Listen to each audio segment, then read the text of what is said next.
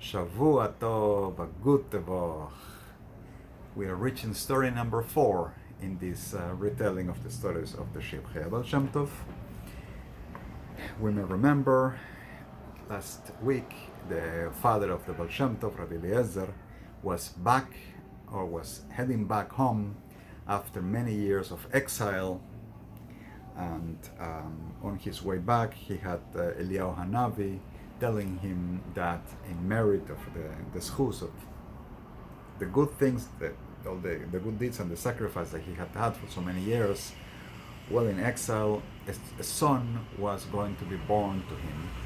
And a pasuk was brought from Yeshayahu, Israel, Asher B'cha Yitpa'er, Israel, and then you will find my pride, my glory. And indeed, the name of the child was Yisrael. Story number 4 says, הוא בא לביתו ונמצא את אשתו שעיסה בעזרת השם בחיים. He arrived home and he found his wife, who בעזרת Hashem, with the help of Hashem, was still alive. After so many years of being apart, they were both alive, and they had a son in their very old age. They were nearly 100 years old. They note of exactly their age and other things. I'm planning to make a separate video on it and put it up in the Patreon page. The Baal Shem Tov explained that it was not possible for his neshama, his soul, to have an amshach, a continuation into this world, for him to be born, to come into this world, except until the age that the taiva, the desire, had left his parents. So at the very old age, this happened. The child grew up, and exactly the age and all of this, I'll discuss it based on that note from the Alter Rebbe that I will discuss in the other video. And it came the time for his father to leave this world. His father took him in his arms and told him that I see in you that my ner, my light, my candle will shine, and I did not have the schus, the merit to raise you. But my beloved son, I want you to remember this all the days of your life, that Hashem is with you and you should not fear anything. Literally. There was nothing you would be afraid of. Here there is a note from the Alter Rebbe to the publisher of the book, to Rabbi Yisrael Yaffe. And he says, the publisher, in the name of my Rebbe, I heard that it is the natural way of things that a son and a father will be closely connected. And our sages say in the Gemara, in the Talmud, Sukkah 56b, שוטט דינוקה בשוקה או דאבוהי או דאמא שמאי.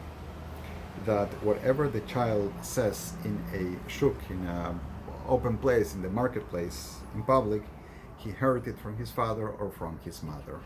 The small child reflects what goes on in the house. And especially him being a small child, similar to how Yaakov loved his son Yosef, the Ben Skunim, the son of the old age, and the connection between them was great. So a similar way as Yaakov and Joseph were connected, so was Rabbi Eliezer and his son Yisrael. And it is written in the Zohar, part Aleph, page 180, first paragraph on, and they don't bring the quote in here. It's explanation about, according to Kabbalah, about the connection between a son and a father. The father is the Inin of Keter, and the son is at after Zeir Ampin is Yesod, and they need to be connected through the Ziva Chesed. I probably will bring a guest speaker to a future video, to a video in Patreon, to try to explain this concept in the Zohar, which is, to me, even is a bit hard to explain. And I want to have it clear.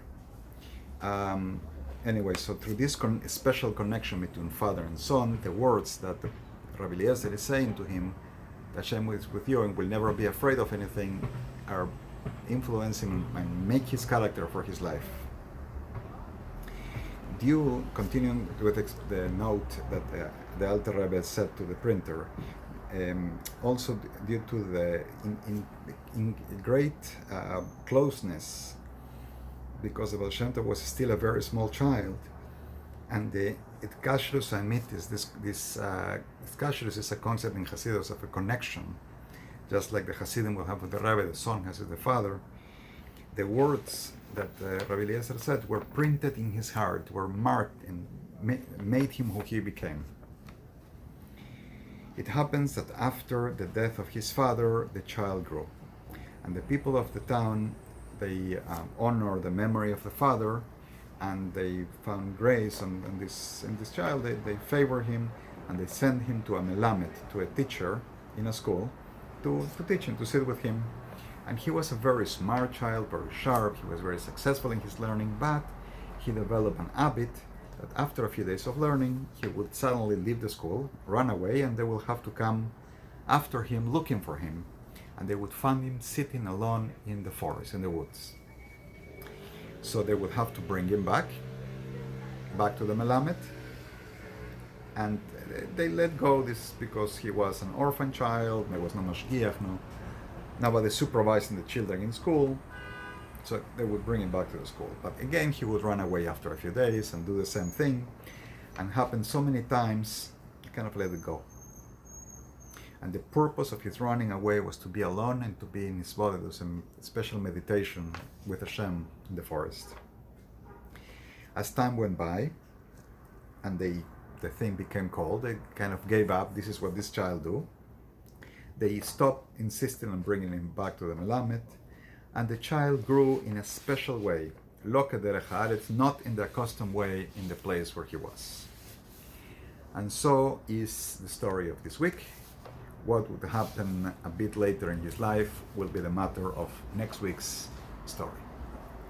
Shavua Tov, a gute Woche.